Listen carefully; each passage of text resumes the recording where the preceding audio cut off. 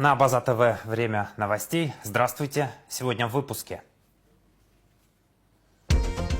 Главная задача – создание равных конкурентных условий. Демпинг цен на туристическом рынке Абхазии обсудили в парламенте.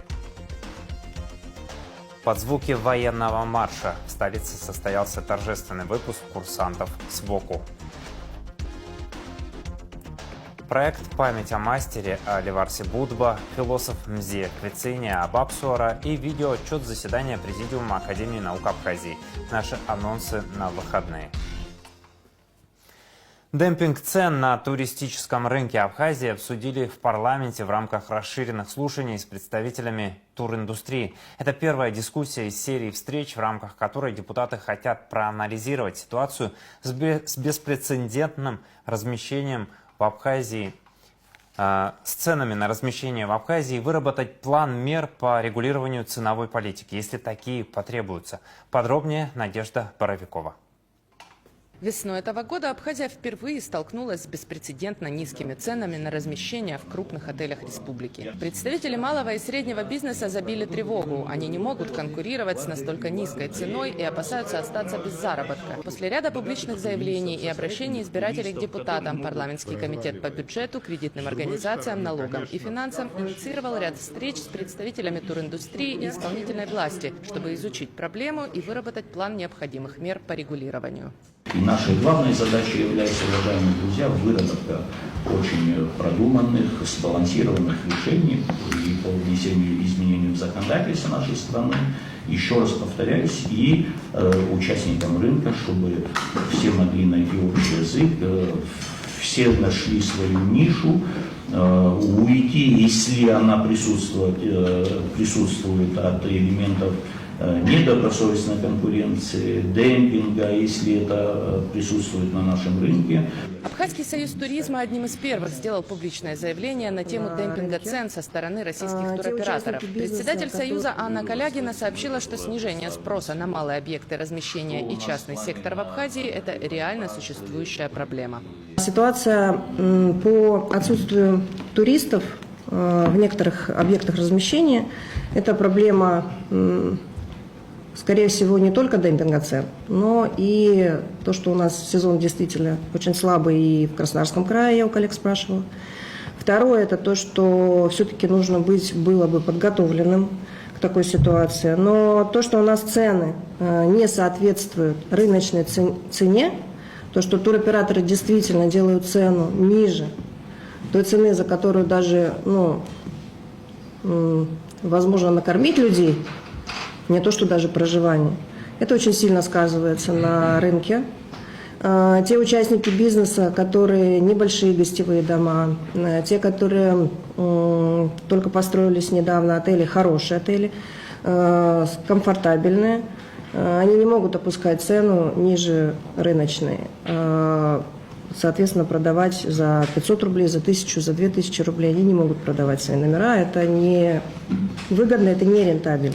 Анна Калягина рассказала, что владельцы отелей в Абхазии порой вынуждены отдавать свой номерной фонд российским туроператорам, при том, что продавать номера самостоятельно гораздо выгоднее. Что делают наши, собственно говоря, предприниматели? Вот смотрите, приходит туроператор, кредитов у нас нет, мы не можем получить кредиты, дешевые кредиты, по крайней мере, да, там длинные деньги. И нас кредитует кто? Нас по большому счету субсидирует туроператор. Я как ательер продаю свои номера туроператору вперед. И он траншами присылает деньги. Чтобы начать сезон, деньги закончились. Зимой мы не работаем, пока что, к сожалению. И деньги заканчиваются. К весне мне нужно запускать объект. Чтобы запустить объект, мне нужна определенная сумма денег. У меня ее нет. К сожалению, так получается. И когда туроператор приходит, он выставляет свои условия. Когда у человека нет денег, ему уже выставляют условия, на каких условиях и так далее. То есть туроператор говорит, я тебе дам 38 миллионов. Может быть, ты бы мог заработать, это мини-гостиница, небольшая гостиница, может быть, ты бы мог заработать 150. Тебе дают 38, и ты вынужден с этим согласиться, потому что тебе нужно достроить бассейн, поменять номерной фонд, докупить постельное белье и так далее, очень много всего. Министр по налогам и сборам Эдгар Бения рассказал, что низкая цена на размещение никак не влияет на сумму налоговых поступлений в бюджет Абхазии. Скажем, объект с номерным фондом 50 номеров заключает договор с туроператором по жесткой квоте на период, скажем, с января по декабрь, к примеру. Да? Выручка, с которой платятся налоги на объекте, формируется простым арифметическим способом. Скажем так, там уже независимо от месяца и от сезонности формируется цена, номер, стоимость 5000 рублей по договору, количество дней, номеров, и в месяц формируется ежемесячная сумма выручки, с которой платятся налоги, будет одинаковая. При этом туроператор реализует на турпутевке в этот объект в какой-то месяц, когда межсезонье и так далее, где-то за 300 рублей, где-то за 8 тысяч рублей, где-то за 25 тысяч рублей, в зависимости от того, как они свою ценовую политику просчитывают, в зависимости от того, с какой поток они могут освоить на тот или иной объект. Министр по налогам и сборам отметил, что отсутствие привычного спроса на жилье может быть связано также с объективным ростом предложения. Туристический поток в Абхазию увеличивается приблизительно на 6% в год, а количество объектов размещения выросло на 46% за последние 3 года. В 2021 году количество объектов средств размещения на территории Республики Абхазия было 743 объекта с количеством койко-мест 36 799 койко-мест. По итогам 2024 года 1228 объектов и 53 798 койко-мест. На протяжении 3 лет всего лишь количество номерного фонда в Абхазии увеличилось на 46% по сравнению с тем, что было в 2021 году. Это тоже один из факторов, по которому в тех или иных объектах, допустим, загрузка не такая, которой привыкли. Михаил Сичинава – владелец сети отелей, один из крупнейших игроков на рынке объектов размещения Абхазии. По приблизительным подсчетам ему принадлежат 18,5% от общего числа койко-мест в Абхазии. Михаил Сичинава сотрудничает с российскими туроператорами, и он уверен, что в случае необходимости и принятия общего для всех решения в договоре между владельцем отеля и туроператором можно указывать минимальную цену на размещение, ниже которой продавать нельзя. Согласен абсолютно. Должны быть, мелкий бизнес должен работать, безусловно. И никоим образом наша деятельность не должна этому мешать. Я абсолютно здесь 300% согласен с этим. С другой стороны, заключен с агентами договора.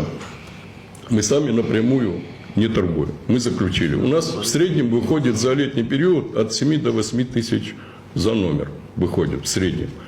Но они добавляют весенние, осенние и так далее, и так далее. Они по-своему это все как-то интерпретируют. Но сумма от этого не меняется. Сумма по договору это поступает, и с него идут налоговые отчисления, и, соответственно, содержание всего персонала идет от этого. В следующем году, я не знаю, кто, может быть, этот же оператор будет, может кто-то другой, я не знаю. Это же не означает, что мы только с одним будем работать. Это же не означает. А мы объявляем, это рынок, мы будем объявлять конкурс. Да, безусловно. Безусловно. Но при этом мы будем ставить, безусловно, вопрос о том, чтобы вот так называемая минимальная цена. Вот ниже вот этой не должно быть. Вот по соглашению, если мы такое соглашение, значит,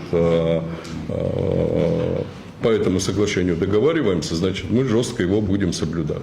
Михаил Сичинава подчеркнул, что дешевые цены на размещение были только в апреле и мае, и это обеспечило заполняемость в месяцы, традиционно не пользующийся спросом у туристов. Предприниматель отметил, что у него нет цели навредить рынку или согражданам, и если государство посчитает нужным принять какие-либо ограничения, он будет их исполнять. Мне тоже не нравится, честно говоря, тот контингент, который приезжает в апреле, в мае. Вот мне даже неудобно говорить. Расход питания, который я закупаем у местных компаний, в 2 раза выше, чем в летний период. Вот поймите правильно. И при этом сдается, и при этом сдается дешевле. Но достаточно большого, с одной стороны, у меня мнение двоякое.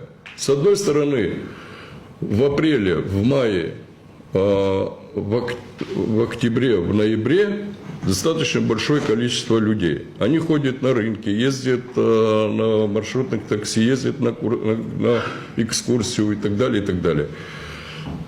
У меня было вот до встречи с вами, честно говоря, двоякое мнение. Я думал, что да, напряжение, для нас тоже это сумасшедшее напряжение. Я думал, что наоборот это какой-то степени благо, потому что люди пришли, хоть они не очень состоятельные, категории людей этих, да, но тем не менее они все равно приносят какие-то деньги республике.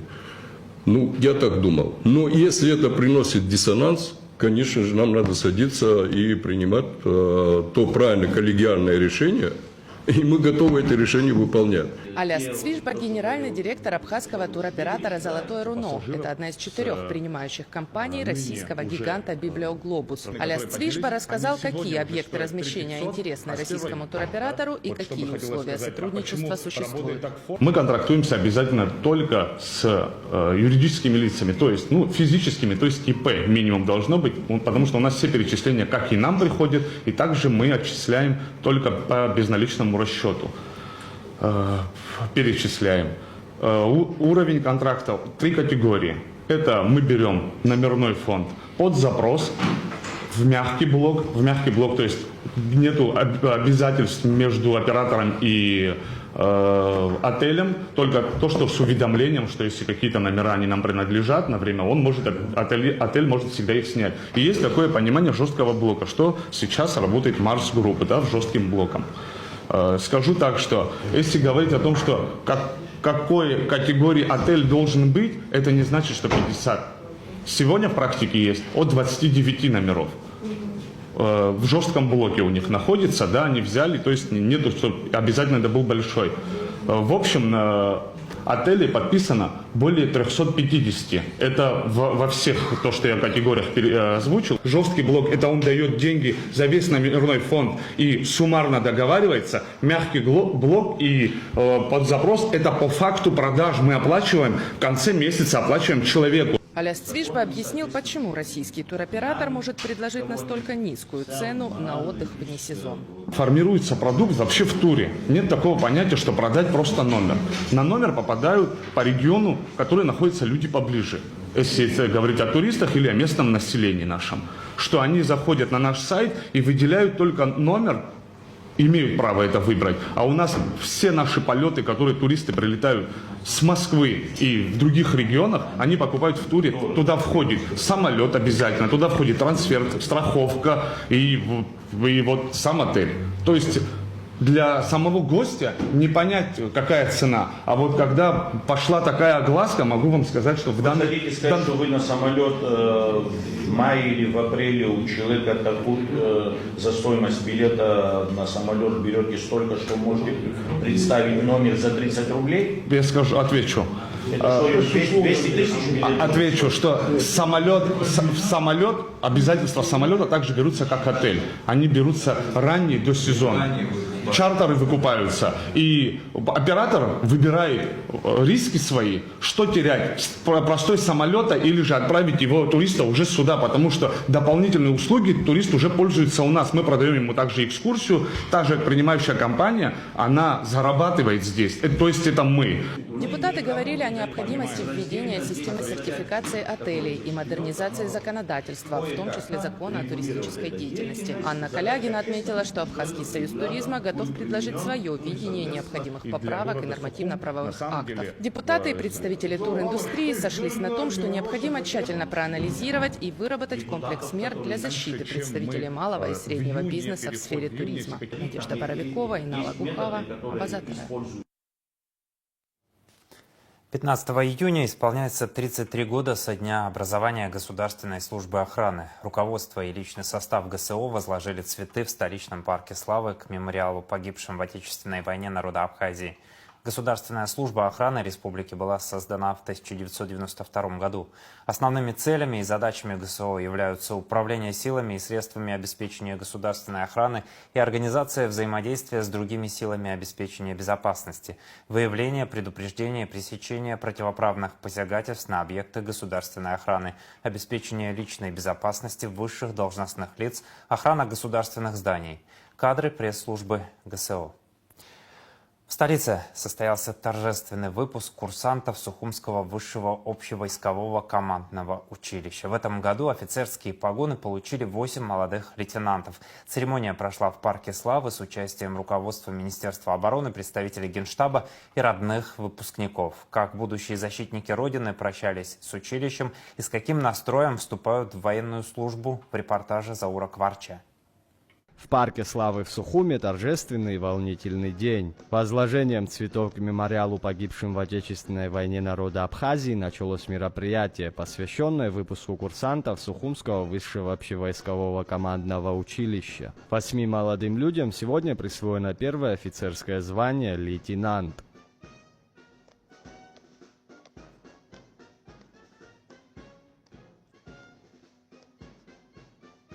На церемонии присутствовали заместитель министра обороны, представители Генерального штаба и руководство училища.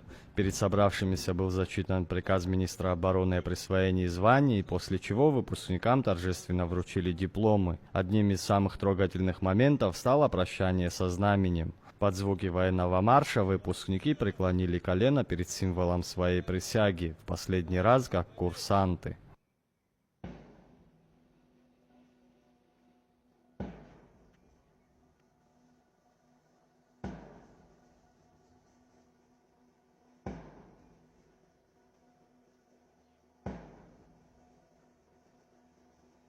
С напутственным словом к выпускникам обратился заместитель министра обороны Абхазии генерал-майор Давид Бжания.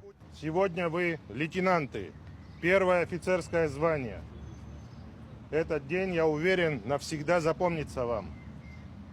Очень много работы проделано, очень много мероприятий проведено. Но теперь еще более сложный путь становления как офицеров. И в этом пути я желаю вам успехов, удачи и спокойной службы. В финале церемонии выпускники в последний раз прошли торжественным маршем перед своими командирами и наставниками.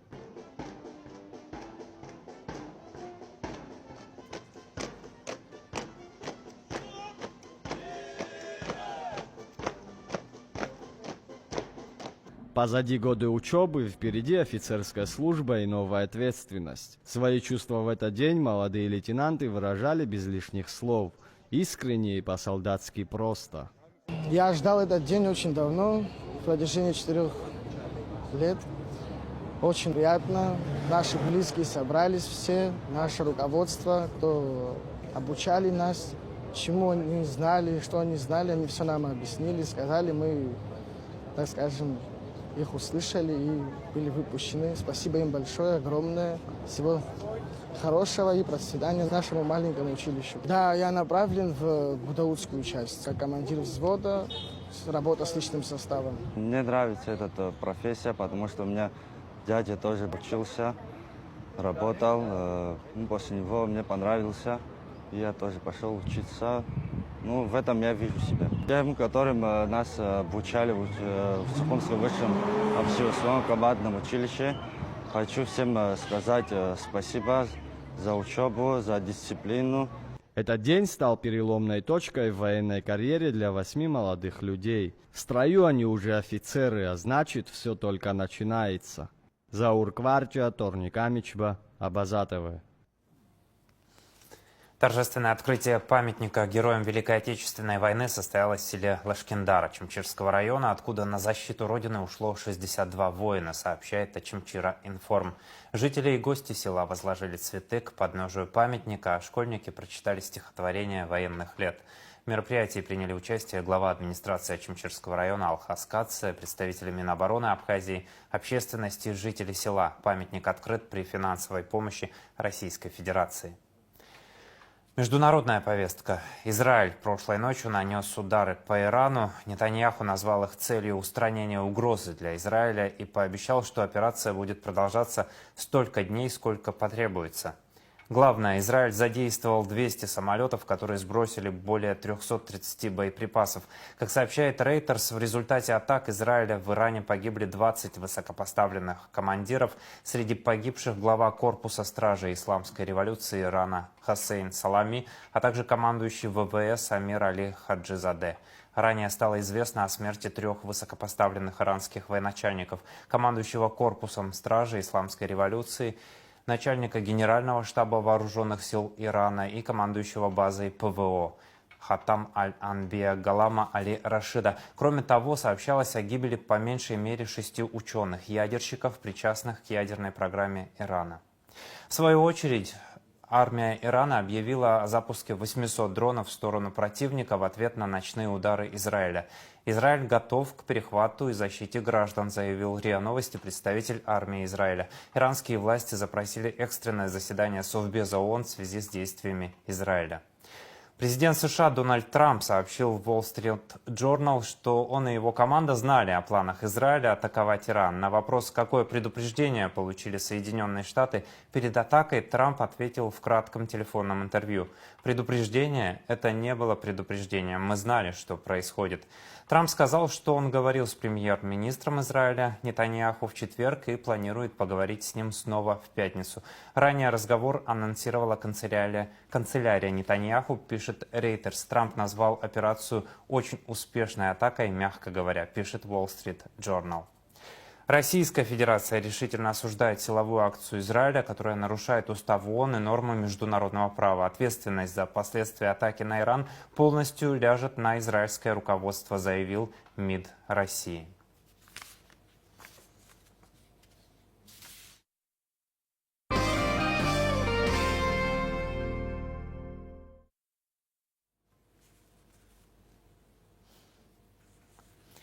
Общественная палата Республики Абхазия объявляет о начале приема ходатайств от политических партий и общественных организаций на замещение вакантного места процедурой конкурсного отбора для избрания в состав Общественной палаты 6-го созыва. Срок подачи документов с 16 по 27 июня 2025 года. Дата проведения конкурсного отбора 1 июля 2025 года. Выборы проводятся в связи с назначением члена Общественной палаты Астамура Логуа министром туризма республики. Гуманитарную помощь МЧС Абхазии передала российская общественная организация «Народный фронт». Спасателям передали оборудование, необходимое для повседневной работы и повышения оперативной готовности. Мероприятие состоялось по инициативе вице-премьера, министра внутренних дел Роберта Киут, курирующего деятельность МЧС. Он отметил важность работы спасателей, которые приходят на помощь гражданам в самых трудных ситуациях, и подчеркнул, что государство и дальше будет изыскивать возможности для поддержки ведомства. Строительству нового сосудистого центра посвящено рабочее совещание, которое провел в республиканской больнице министр здравоохранения Эдуард Будба. Он осмотрел ход строительных работ, оценил степень готовности объекта и обсудил с подрядчиками ключевые этапы реализации проекта. Особое внимание было уделено срокам и качеству выполняемых работ. На совещании присутствовали представители управления капитального строительства, которые предоставили детальный отчет о текущем состоянии дел и обозначили дальнейшие шаги. Строительство сосудистого центра на базе республиканской больницы призвано значительно улучшить кардиологическую помощь в республике. По итогам встречи были определены задачи для всех участников проекта в целях своевременного ввода объекта в эксплуатацию. Открытие сосудистого центра позволит оказывать высокотехнологичную медицинскую помощь пациентам с сердечно-сосудистыми заболеваниями, отметил главврач республиканской больницы Эрик Хатхуа. Глава администрации Сухума Тимур Агрба подписал распоряжение о подготовке и проведении мероприятий, посвященных празднованию Дня города Сухум. День столицы ежегодно отмечается в первую субботу июля. В этом году День города приходится на 5 июля. Глава города распорядился создать и утвердить состав организационного комитета по подготовке и проведению мероприятий. Оргкомитету в недельный срок поручено разработать и представить на утверждение план проведения общих городских мероприятий.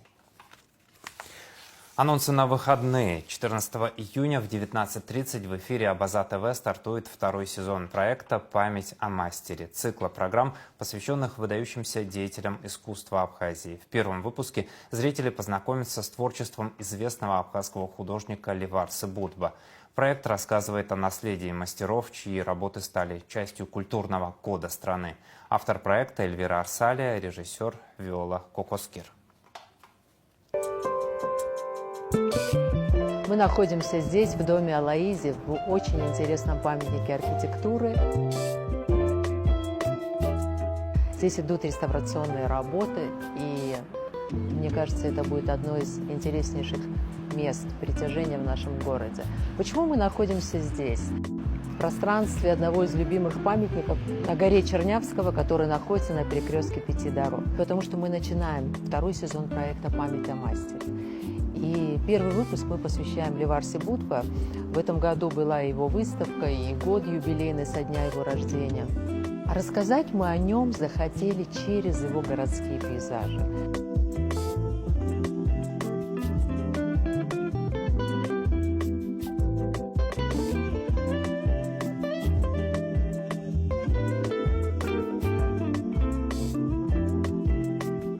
Тема города занимает огромное место в творчестве Леварса Будко. Это не только место его жизни, место его детства, его формирования как личности. Это вот такой вот абсолютно бездонный для него источник творчества. Но город разный. Мы здесь видим знакомые очертания архитектуры. Мы видим какие-то очень условные, образные изображения символов города. И вы знаете, он создает иллюзию, ту, которая происходит с каждым человеком, когда он путешествует, посещая разные города в своей жизни. В своих воспоминаниях остается такая вот мозаика.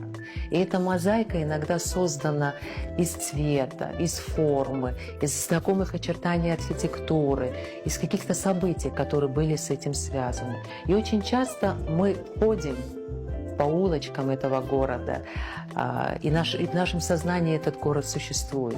И, на мой взгляд, Леварсе удалось создать именно тот город, который существует в нашем сознании.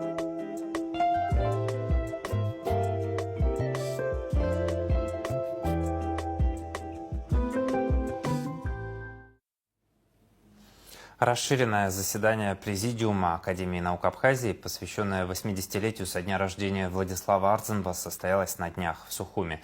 Заседание посетили вице-премьер Джансух Нанба, глава администрации президента Беслан Эшба. На мероприятии присутствовала супруга первого президента Светлана Джергения. Ей вручили 8 томов нардского эпоса за авторством президента Академии наук Зураба Джапо.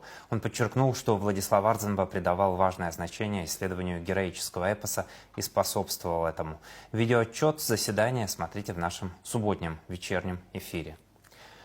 В нашем воскресном эфире 15 июня в 19:30 вы сможете посмотреть интервью с доцентом МАГУ, кандидатом философских наук Мзей Квицини. Она расскажет об истоках Апсора, его историческом прошлом и настоящем.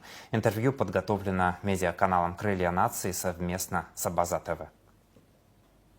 Французский философ Раймон Арон заметил очень интересную вещь, у него есть интересное исследование, что исторически, когда мы что-то хотим доказать и убедить общественность и так далее, мы должны помнить о нашем прошлом. Наше прошлое и есть наше настоящее, выражение этого. Понимаете? Прошлого в нашем настоящем. И вот когда прошлое теряется, когда историческая память теряется, тогда теряется сама сущность истории, значит, и Апсора тоже. Это необходимо, это единство соблюдать. И поэтому молодежь должна это понимать. Это должно понимать и старшее поколение. Не надо идти стихийно на поводу разных других культурных влияний. Надо осознавать, вот, что ты принадлежишь к своему народу, своему этносу, и притом малому этносу в силу исторических коллизий, вы знаете. И это больше дает нам возможность быть ответственнее. Открытие филиала Курчатовского института в Абхазии даст возможность абхазским ученым, занимающимся исследованиями в разных сферах, получать финансовую помощь российской стороны, рассказал в интервью «Радио Спутник» президент Академии наук Абхазии Зураб Джапуа. Подготовка к подписанию соглашения между Академией наук и Национальным исследовательским центром Курчатовский институт шла более года. За это время Российский институт ознакомился с научным потенциалом республики, намечены направления сотрудничества. Для решения научных задач Российский научный центр будет сотрудничать с Сухумским физико-техническим институтом, Институтом приматологии, Институтом сельского хозяйства. Также рассматривается возможность открытия в Абхазии климатического центра. Джапуа отметил, что Курчатовский институт имеет филиалы в Беларуси, Казахстане и других странах. Эффективность такого сотрудничества уже проверена. Абхазия стала победителем в номинации Winner of the Special Nomination Let's Travel на 5-м международном туристическом форуме «Путешествуй». Делегация Минтуризма во главе с министром Астамуром Логуа принимала участие в форуме и представила стенд Абхазии. Сейчас о погоде.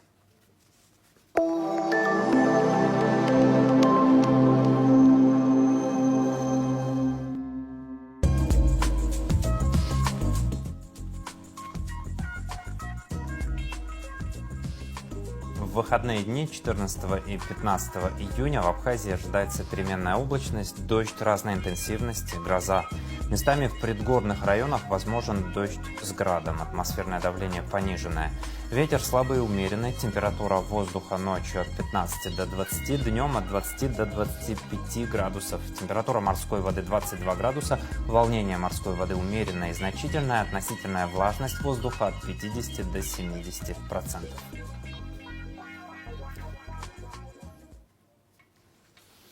На этом пока все. Следите за развитием событий вместе с нами. До новых встреч на Абаза ТВ и удачных выходных.